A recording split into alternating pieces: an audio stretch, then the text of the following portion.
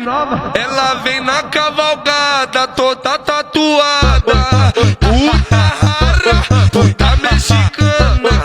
Puta rara, puta mexicana. Então toma, toma.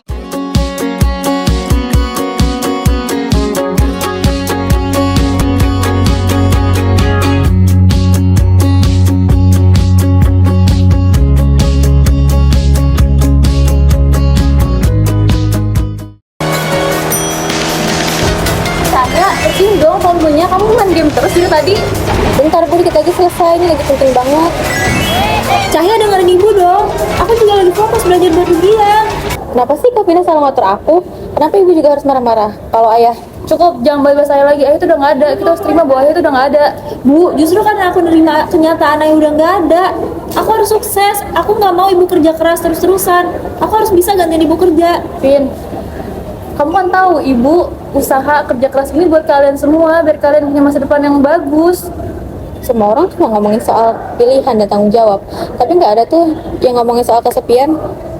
Bu, Cai, kita tuh terlalu fokus memikirkan bahwa kita harus berperan sesuai peran yang kita mainkan.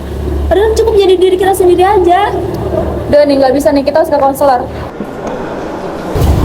Kak, jangan cepet dong. Aduh, kita tuh udah 10 menit. Ini sudah gara-gara salah nih cek-ceknya lama. Ya udah sih.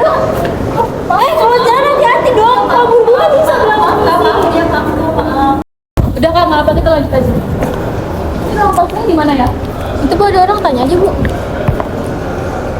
Permisi, mau nanya ruang konseling di mana ya? Di sana ya? Iya, di sana deh. Oh, ya udah. Makasih ya. Iya.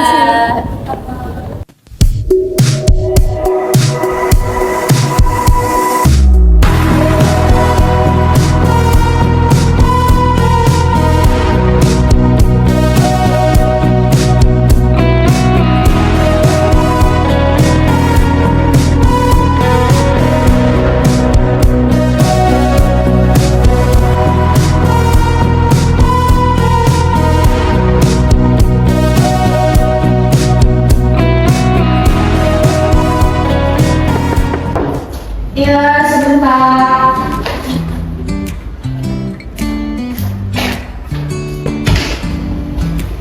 Mau bisa masuk.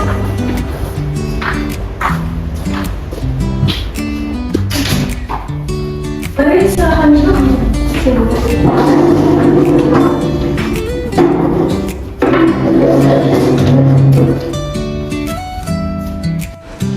Baik, selamat pagi.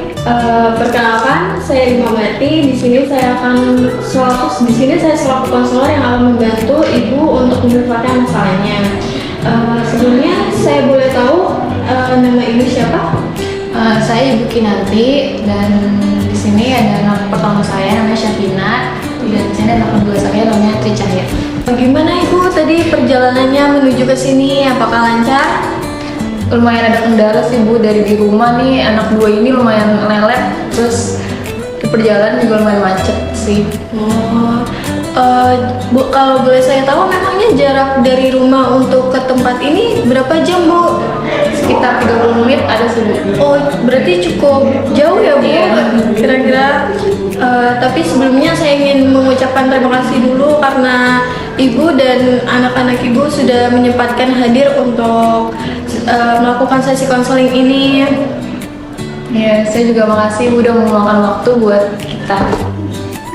Sebelumnya saya izin menjelaskan mengenai asas-asas yang ada di dalam konseling nanti. Jadi di dalam konseling nanti itu ada asas-asas yang harus kita patuhi dan ikuti.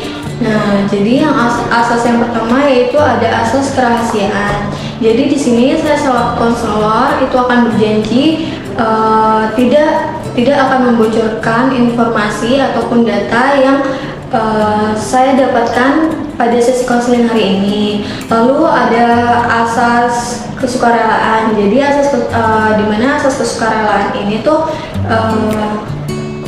ibu dan anak-anak melakukan sesi konseling ini tuh tidak ada paksaan dari pihak manapun. Dan sebelumnya saya izin bertanya, apakah ibu dan anak-anak melakukan sesi konseling ini secara sukarela? Iya, saya datang secara sukarela. Oh, baik. Jadi Ibu datang secara sukarela dan tidak ada paksaan dari pihak manapun ya Bu. Baik, selanjutnya saya akan menjelaskan dari asas kenormatifan. Jadi asas kenormatifan ini merupakan asas yang harus kita ikuti. Jadi selama melakukan sesi konseling nanti kita tidak boleh melanggar norma-norma yang ada dan aturan yang berlaku. Seperti jika ibu tidak boleh memotong pembicaraan ketika sesi konseling nanti. Jadi jika nanti ibu ada telepon masuk yang penting, ibu bisa izin dulu agar tidak mengganggu sesi konseling nanti. Lalu ada asas keterbukaan. Jadi di mana asas keterbukaan ini saya selaku konselor dan ibu bisa sama-sama terbuka dan saling jujur, serta tidak ada informasi apapun yang ditutup-tutupi. Jadi agar bisa sesi konseling ini lancar, gitu ya Bu. Baik Bu. Baik, setelah saya menjelaskan asas-asas konseling tadi, apakah sudah bisa dimengerti? Sudah. Lalu apakah kita bisa mulai sesi konselingnya? Baik, sudah siap ya untuk memulai sesi konselingnya? Baik, jika sudah siap, boleh dimulai dari ibu dulu. Ibu bisa ceritakan mengenai perasaan yang ibu rasakan saat ini. Ya Bu, jadi gini, semenjak ayah mereka berdua meninggal, saya kan yang menggantikan untuk bekerja gitu. Jadi jika saya mempunyai pilihan untuk bisa bebas, saya ingin memilih kebebasan itu. Tapi kan saya mikir anak saya, dua anak saya ini gitu. Jadi tuh tanggung jawab itu cukup membuat saya tertekan sih Bu. Baik, saya paham sama apa yang ibu rasakan. Jadi ibu merasakan bahwa ibu tertekan karena setelah suami ibu meninggal, ibu harus bekerja keras untuk kedua anak ibu, untuk memenuhi kebutuhan anak-anak ibu. Baik, selanjutnya bisa ibu ceritakan lagi perasaan, apakah ada lagi yang ingin ibu sampaikan? Ya, jadi semenjak ayah mereka meninggal, mereka berdua juga masih belum percaya gitu Bu. Jadi di rumah mereka berdua juga jadi sering berantem. Saya juga ngeliatnya jadi pusing dan cukup tertekan sih. Baik, saya mengerti dan saya paham apa yang ibu rasakan. Jadi semenjak suami atau ayah dari anak-anak ibu ini meninggal, ibu jadi merasa lebih tertekan karena selain itu juga anak-anak ibu juga jadi sering berantem di rumah. Baik, selanjutnya saya izin bertanya sama anak-anak. Bisa dimulai dari Syafina dulu. Iya Bu, saya merasakan hal yang sama kayak yang Ibu rasakan. Saya merasa kehilangan sosok ayah dan merasa sangat sedih. Terus saya juga jadi merasa punya tanggung jawab besar atas kebahagiaan Ibu. Saya sebenarnya pengen banget Bu kuliah di luar kota, mengambil jurusan seni. Tapi saya tetap harus kuliah di sini dekat Ibu supaya saya juga bisa tetap jagain Ibu dan Cahaya.